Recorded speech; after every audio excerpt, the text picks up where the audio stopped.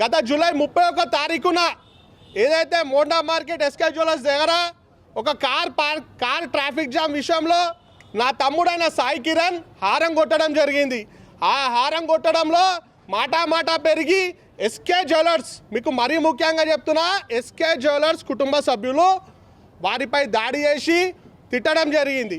దాని తర్వాత సాయికి సపోర్టుగా వచ్చిన మా సాయి దాదా మరియు అరుణ్ గారిని కూడా కొట్టడం జరిగింది. దీని తర్వాత సాయి దాదాని అరుణ్ గారిని మా టకరబస్సి వాసులు మరియు రామేశ్వర్ గౌడ్ గారు హాస్పిటల్కి తీసుకెళ్ళి మరియు పోలీస్ స్టేషన్లో తీసుకెళ్ళడం జరిగింది. మాతో పాటు ఇక్కడ ఉన్న మార్వాడి వాళ్ళందరూ కూడా వచ్చిర్రు. మీకు మరియు మరోసారి చెప్తున్నా, మాతో పాటు ఇక్కడ ఉన్న మార్వాడి వాళ్ళు కూడా వచ్చి వీళ్ళకి సపోర్ట్గా నిలిచి పోలీస్ స్టేషన్లో ఎఫ్ఐఆర్ బుక్ చేయించింది కూడా వాళ్ళే. మాతో పాటు వాళ్ళే.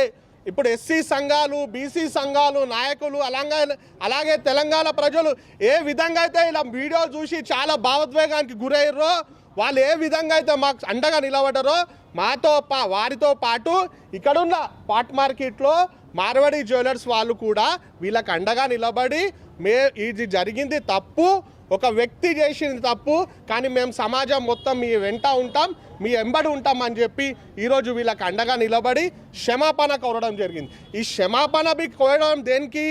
ఏదైతే బయట మార్వాడి సమాజ్ను వాళ్ళందరూ కలిసి మన ఎస్సీలు బీసీలపై దాడి చేసిరని చెప్పిర్రు, దానికి ఒక క్లారిటీ ఏంటంటే వీళ్ళంతా మాతోనే ఉన్నారు.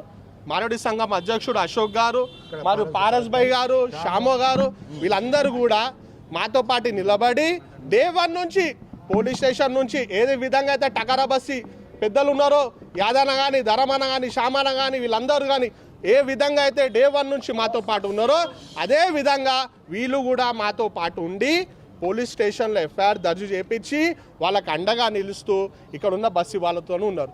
మరీ ముఖ్యంగా బయట ఉన్న మారడోళ్ళకి మీరు చెప్తున్నాం, ఈ టకరబస్సి అనేది అనేక సంవత్సరాల నుంచి ఇక్కడ వ్యాపారం చేసుకోవడానికి వచ్చిన మారడి వాళ్ళకి అందడండగా ఉంది. ఏ రోజు కూడా ఎవరిని డిస్టర్బ్ చేయలే, ఏ రోజు కూడా ఒక మాట అనలేదు. మేమంతా కలిసిమెలిసి ఉంటాం, రానున్న కాలంలో కూడా కలిసిమెలిసి ఉంటామని చెప్పే ఒక ఉదాహరణ ఈ ప్రెస్ మీట్. మీకు ఇంకా చాలా విషయాలు అసోసియేషన్ సభ్యులు వాళ్ళు కూడా చెప్తారు, ఏ విధంగా అయితే మేము కలిసిమెలిసి ఉంటామని చెప్పి వాళ్ళు మాకు అప్రోచ్ అయ్యారు, అదే విధంగా మేము కలిసిమెలిసి ఉంటాం. కానీ కేసు అనేది కోర్టు పరిధిలో ఉంది కాబట్టి ఏదున్నా న్యాయపరంగా అక్కడ తెలుసుకుంటాం. కానీ మొత్తం మార్వాడి సమాజ్ని మాత్రం బదలాం చేయకూరని ఒక చిన్న ఉదాహరణకే ఈ ప్రెస్ మీట్ పెట్టడం జరిగింది. ఎందుకంటే బాధితులకు అండగా మనతో పాటు వాళ్ళు కూడా నిలబడ్డారు, మనతో పాటు పోలీస్ స్టేషన్కి వచ్చిర్రు, వాళ్ళు కూడా నిలబడ్డారు.